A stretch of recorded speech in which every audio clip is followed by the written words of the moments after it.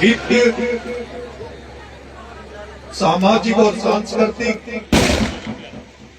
कार्यक्रम में मौजूद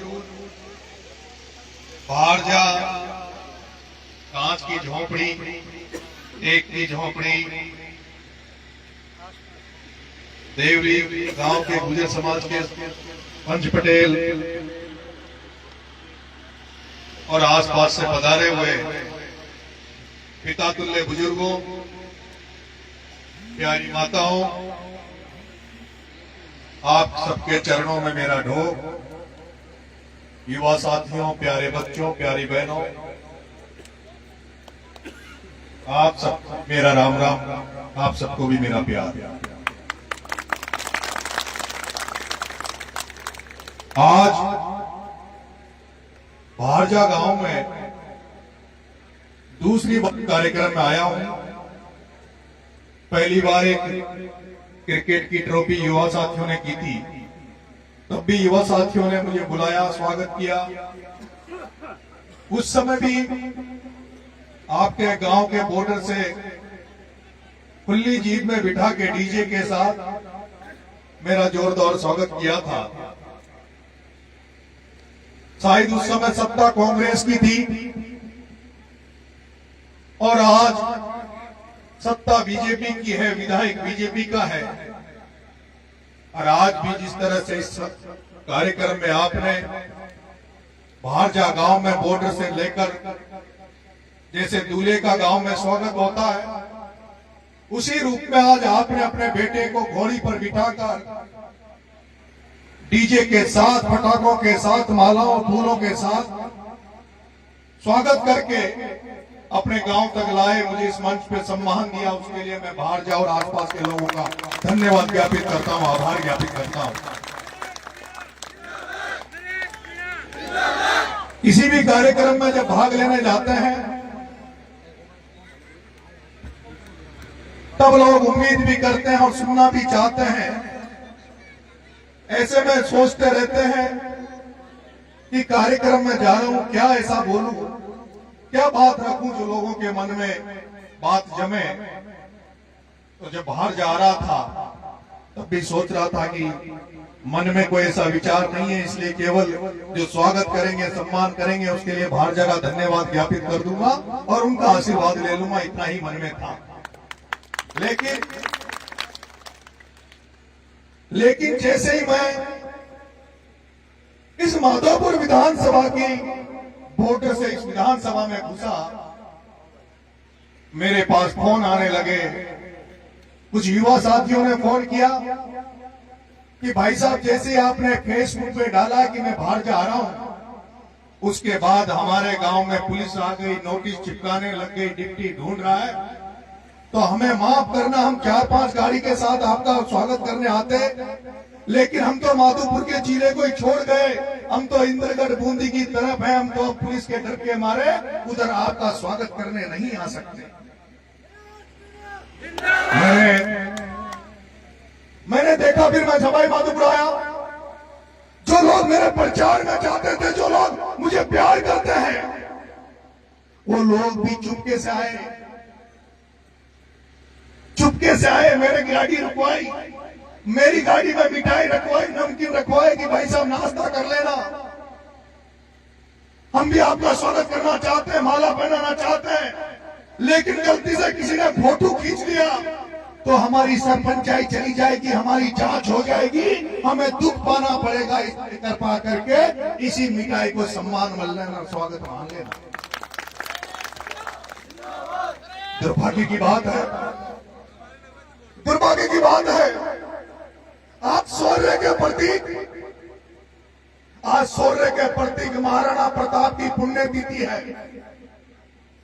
उस शौर्य के महाराणा प्रताप की पुण्यतिथि है जिसके त्याग और बलिदान को अपना आदर्श मानकर उनके पद चिन्हों पर चलकर नरेश मीणा अपने समाज की तो सेवा करना ही चाहता है, अपने समाज के लिए सब कुछ कुर्बान करना चाहता है, लेकिन उसके साथ साथ समाज के साथ साथ किसानों के लिए, नौजवानों के लिए, सर्व समाज के अपना सब कुछ न्योछावर कर देना चाहता है।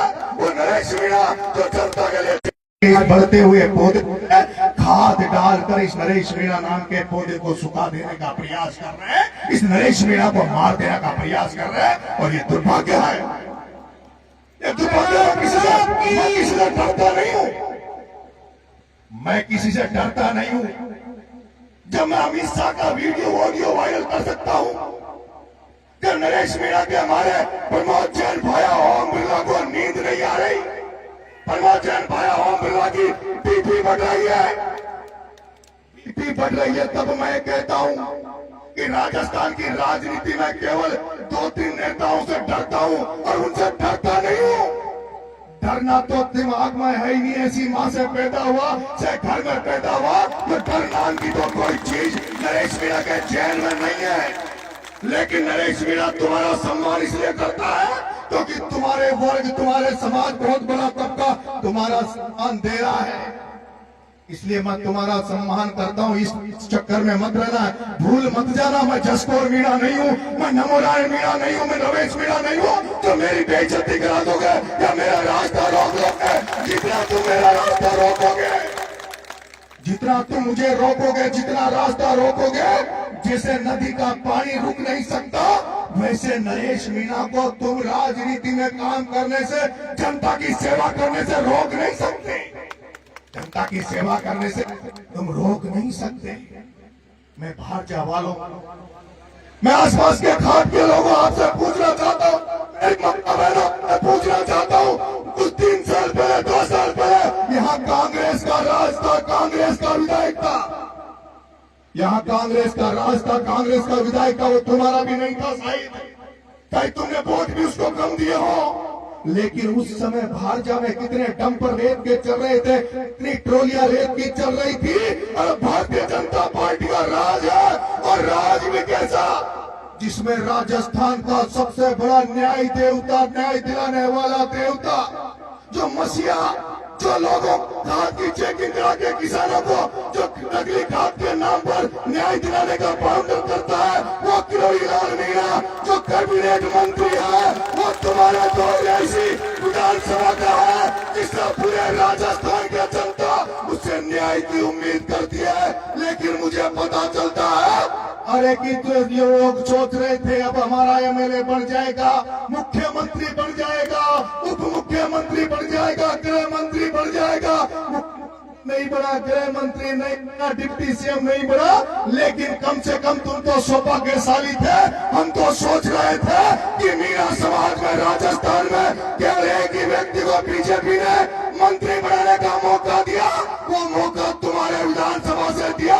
तो हम सोचते थे कि माधोपुर विधानसभा के लोगों की 5 उंगलियां घी में रहेगी, 5 उंगलियां घी में रहेगी, जिनकी टोलियां चल रही थी वो सोच रहे थे अब तक तो हम टोली में बकरी बेच रहे थे, लेकिन अब सत्ता हमारे हाथ में, विधायक हमारा है, मंत्री हमारा है, तो हम अब टोलियों को बेच के डंपर ले लेंगे। जिस टोली से 5,000 कमा रहे थे, उस डंपर से 20,000 कमाएंगे, 25,000 कमाएंगे। लेकिन दुर्भाग्य की बात है कि जैसे अंग्रेजों के काल में भी ऐसा नहीं होता था। अरे अंग्रेजों के काल में भी ऐसा नहीं होता था, जब जनता कोई सांस्कृतिक कार्यक्रम करे, जनता कोई धार्मिक कार्यक्रम करे, उसमें पुलिस नहीं आती थी, पुलिस आती थी, पुलिस आती थी, पुलिस आती थी। जब कोई धरना करे, आंदोलन करे, नरेश तो एक सांस्कृतिक कार्यक्रम, सामाजिक कार्यक्रम, वो भी एक पूरे गांव द्वारा आयोजित कार्यक्रम में जा रहा है, उसमें भी तुम पुलिस भेज रहे हो। अरे तुम तो अंग्रेजों से भी ज्यादा निकम्मे हो, पूरे हो मेरे भाइयों। तुम कैसे जनता का भरोसा करोगे? मेरे न्याय के दिल, मैं भी आया हूं मैं आया हूं। अभी बीच में आ रहा था, एक लड़का मेरे पास आके रोने लग गया, एक लड़का मेरे पास आने लग रोने लग गया। अलीगढ़ का लड़का था, अलीगढ़ उनियारा का। उसने कहा भाई साहब परसों के दिन पूरी पुलिस थानेदार 2 जीपें लेकर मेरे घर में घुस गई, पुलिस मेरे घर में घुस गई, मेरी माँ को मारा, मेरी जो छोटे भाई की पत्नी है जिसके पेट में 7 महीने का बच्चा है, उसके पुलिस के सिपाहियों ने, थानेदारों ने लाते मारी। शाम को मेरे माँ बाप को पुलिस के थाने में ले गए, थानों में मेरे घर वालों के पट्टे दिए और पट्टे देके ये उन्होंने कहा, उस माँ ने कहा कि मेरा क्या दोष है कि तेरा दोस्त कोई टिपरिंग का काम करता है, कोई उल्टे सुल्टे काम करता है, उसके चक्कर में तुम्हें दंड दे रहे हैं। तो उस माँ ने कहा कि जो अगर मेरा छोरा गलत काम कर रहा, मेरा बेटा गलत काम, वो बेटा 3 महीने मेरे साथ टॉप जेल में रहा था, अगर वो बेटा गलत काम कर रहा है तो उसको चाहे फांसी पर लटका दो, लेकिन इस बूढ़ी माँ की क्या गलती है? लेकिन पुलिस ने नहीं मारा और आज हालत यह हो गई कि अभी वो कोर्ट में गई है, कोर्ट से इस्तीफा हुआ है, कोर्ट से मुकदमा दर्ज हुआ है और उसके बाद अभी टोंक में, उनियारा में, टोंक में वो माता बहने अपना मेडिकल करवा रही है। मैंने उस बच्चे से कहा, बेटा मैं इस कार्यक्रम भाजपा से निकल के सीधा अलीगढ़ आऊंगा, उन परिवार वालों से मिलूंगा और पुलिस से कह देना चाहता हूँ, पुलिस से कह देना चाहता हूँ, ये मत भूलो कि दोबारा समझौता नहीं हो सकता, ये मत भूलो कि दोबारा समझौता नहीं होगा। मैं अभी अलीगढ़ जाऊंगा और जल्दी उसकी घोषणा करूंगा और उस थानेदार का, उस सिपाहियों का ऐसा इलाज करूंगा कि जिंदगी में किसी डिप्टी की, थानेदार की, किसी सिपाही की, किसी निर्दोष के घर में घुसने की औकात नहीं होगी, औकात नहीं होगी। ऐसा इलाज तुम्हारा बेटा करेगा। मैं जब कोई क्रांति की बात करता हूं, मैं जब गर्मी की बात करता हूं, तब मेरे समाज के लोग, मेरे चाहने वाले लोग कहते हैं, नरेश शांति बनाए रख, धैर्य बनाए रख, नरेश शांति बनाए रख, धैर्य बनाए रख। उनके बीच में एक भावना रहती है, उनका मन रहता है कि हमारे बेटे को बार बार जेल की सलाखों के पीछे नहीं देखना चाहते। उनका मन रहता है जब नरेश जेल के भीतर जाता है, थाने के बंदर बंद होता है, तो हजारों माताएं रोती, हजारों लोग रोते हैं कि हमारा बेटा जेल के पीछे पड़ा है। इसलिए वो मेरे से शांति की अपील करते हैं, धैर्य की अपील करते हैं। लेकिन मेरे पंच पटेलों, मेरे बुजुर्गों, मेरी माताओं, बताओ उस माँ के साथ जो चोट पुलिस ने करी, उसके बच्चों के साथ क्या गुजर रही होगी? अगर ऐसे मामले में भी नरेश के आंखों में गुस्सा नहीं आए, नरेश का खून उबाल नहीं मांगे, तो फिर किस मामले काम आऊंगा? इस मामले में तुम्हारी लड़ाई लड़ने के लिए काम आऊंगा। इसलिए मेरे भाइयों, मेरे बुजुर्ग, मैं कभी कोई गलत काम नहीं करता, बिना वजह कभी गुस्सा मेरे अंदर नहीं आता। लेकिन अभी कह रहा था, हमारे जो गीत ढांचा गा रहे थे, विष्णु भाई साहब गीत ढांचा वालों ने अभी एक गीत गाया, थारा दोनों जोड़ू हाथ, थारा दोनों जोड़ू हाथ, डोंगरी बांध बचा ली जोरे, थारा दोनों जोड़ू हाथ, डोंगरी बांध बचा ली जोरे। अरे मैं जानता हूं, मैं मेरे को पता है किस तरह से मेरी माता भाइयों के अंदर गुस्सा है। हर कोई आदमी कुछ तरह से गुस्सा जाहिर करता है डोंगरी बांध को बचाने के लिए।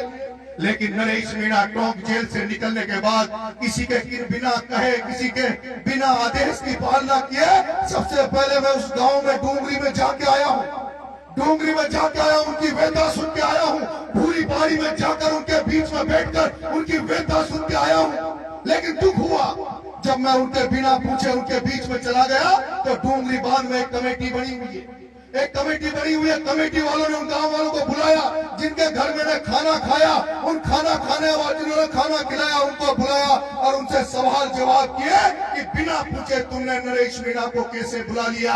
उनको जवाब देना पड़ा कि हमने नहीं बुलाया, तो बिना बुलाए आ गए थे और मैं वो था जो बिना बुलाए, जब मुझे लगा कि उन क्षेत्र गाँव की लड़ाई में मेरे को भी शामिल होना चाहिए, तो बिना नुका भी मैं उसमें शामिल हो सकता हूँ, तो आम जन की तरह मैं भी उसमें गया था। और उसके बाद जब दूसरी महापंचायत हुई, चकेरी में महापंचायत हुई, तब आपका बेटा हॉस्पिटल में पड़ा हुआ था। आपको पता किस तरह से मैं 15 दिन तक बच्चों की भूख न्याय दिलाने के लिए भूखा पड़ा, हॉस्पिटल में पड़ा रहा। और उसके बाद जोड़ली में महापंचायत हुई, जोड़ली में आपका बेटा गया, जोड़ली में बेटा गया और जोड़ली का तमाशा भी आपने देखा होगा, वो भी आपने देखा होगा, वो नजारा भी आपने देखा होगा जोड़ली में कि किस तरह से भारतीय जनता पार्टी के लोग, इस तरह से भारतीय जनता पार्टी लोग जो इस डोंगरी बांध को बनवाना चाहते हैं, उन लोगों ने मंच झगड़ा कराने का प्रयास किया, मंच पर लाटा भाटा कराने का प्रयास किया, 2 एमएलए के चक्कर में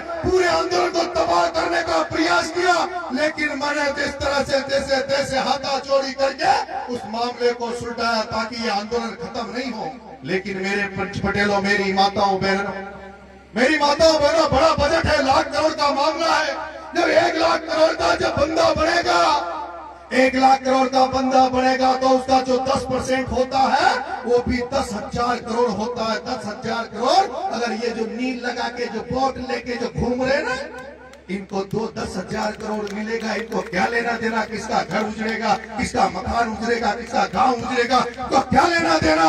जो लोग किसी में क्या करते हैं हम जानते, ज्यादा कहने की जरूरत नहीं है। लेकिन उस 10,000 करोड़ की गुणगणित चल रहा है। और पंच पटेल इस विद्या अभी जो सत्ता चल रही है भारतीय जनता पार्टी की सरकार, इसमें भी एक अंदर ही अंदर एक षड्यंत्र और चल रहा है।